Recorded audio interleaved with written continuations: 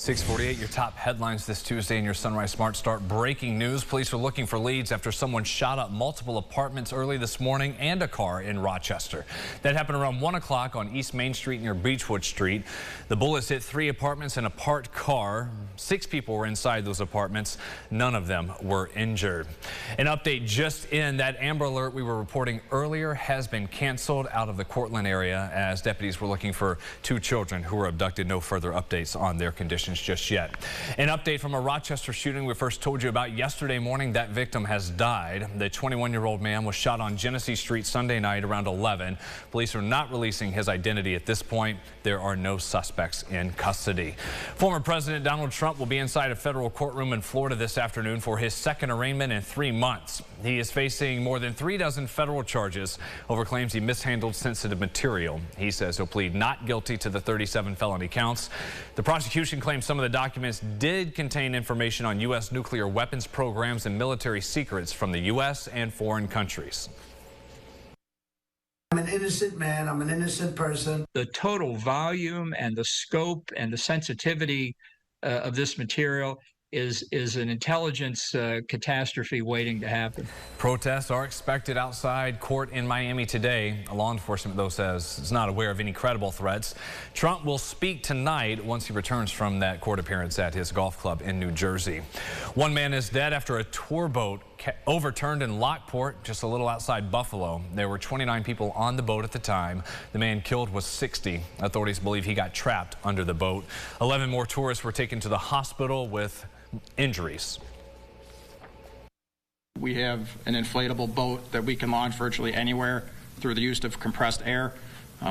We put rescuers on that boat to go down that 300-foot corridor, and we were able to bring back 3 or 4 people at a time. Altogether, about 16 were rescued via boat. Everybody else was able to walk that corridor back to the original launch spot. We also had a joint location where we breached the wall from the outside of the cave tour on the canal side. First responders say no one on board had on a life jacket, and it does not appear that they are required for that tour. Local lawmakers are voicing a lot of concerns over talks of a casino possibly coming to Rochester. This comes as a gaming compact with the state is set to run out later this year. Jatira Marsh has the latest on that story. Jatira. Brennan, one of the bills left over from the session in Albany would allow the governor's office to negotiate a new gaming compact with the Seneca Nation. Local lawmakers say they weren't aware of any communications over a casino being involved and say they can't support it without more details. Now, last week, the Seneca Nation announced it reached an agreement in principle with New York State for a new 20-year casino gaming compact. The current compact is set to expire December 9th. State Senator Jeremy Cooney says when the bill came before the Senate, it was meant to pre-authorize the agreement with the state. However, he voted no. Assemblymember Harry Bronson also has his own concerns. Flash forward to, again, this past weekend, late night vote. We just didn't feel comfortable. I did not feel comfortable voting for a piece of legislation that really didn't have a lot of details behind it. I just think it's absolutely wrong for the state to be engaging in these kind of contract negotiations without significant input by local leaders and, even more importantly, from the people who live in these areas.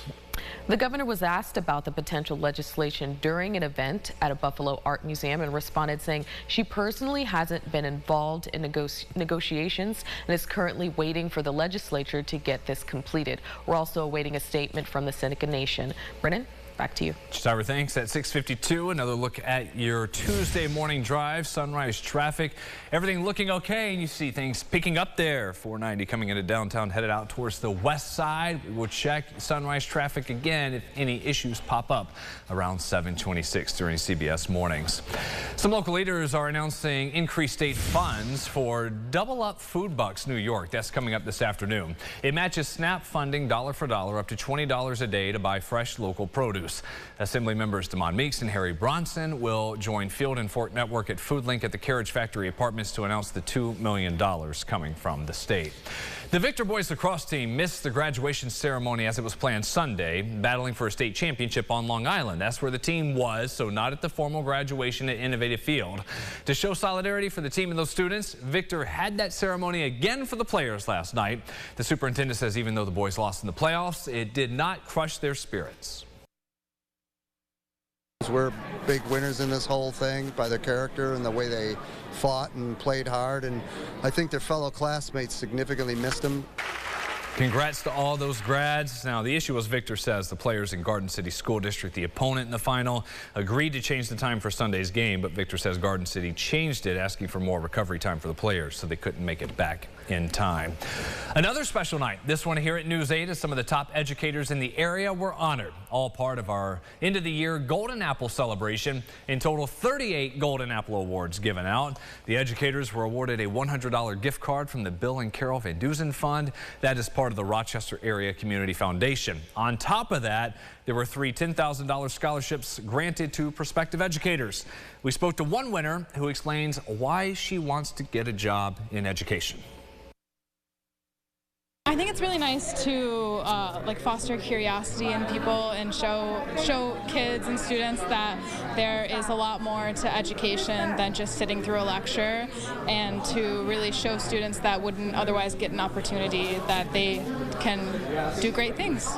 Those scholarships all made possible thanks to the help of Advantage Federal Credit Union, News 8, and Roberts Wesleyan University. Bill's mandatory minicamp opens up today. Star wide receiver Stephon Diggs is expected to make his offseason program debut with the franchise, along with 89 of his current teammates. Brandon Beane, the GM, said last week he does expect Diggs to be out there on the field. He missed all 3 weeks of OTAs, voluntary of course, but there were also other veterans who were not at those practices. The Bills are quick to remind everyone there are good reasons not to worry about Diggs not being there just yet. This is voluntary. We'd love to have him here. I'd love to have him here. I understand that, OTAs aren't for everybody. And again, it is voluntary at the end of the day. He's going to be here at mandatory minicamp, but he's going to show that he's a better version of Stephon Diggs on and off the football field. And that's, from me and my point of view as a teammate, as if I'm a GM, if I'm a head coach, those are really the things that matter to me. Is he going to come out here? Is he going to be better than last year? Like, is he going to compete? Does he still love the game? And all of those boxes are checked. And, I'm excited to get him back here at mandatory minicamp. I have a feeling he'll be just fine. Yes. Look, you ever have a friend that just seems to make up drama? Yeah, that's what all the fans are saying. Not there just yet, but right. Sure, he's not the only one by far skipping the OTAs. Yeah, I'm very excited to see him in Rochester. Yep, right. Soon enough. They'll be in Rochester playing, scrimmaging. Yeah, that'll be fun to watch. A little longer, yeah. Yeah, let's enjoy that. Bus stop forecast. Man, we are so close. Next week, the last couple of days of school, we are getting there. 60s this afternoon, just a couple of clouds popping up. We avoid the rain for the school day, but late this evening, we will see a few rain showers pop up. And then, yeah, another wet day, free Wednesday. All right, thank you, James. Thank you for watching Sunrise this Tuesday morning. CBS Mornings up next. We'll see you here in half an hour.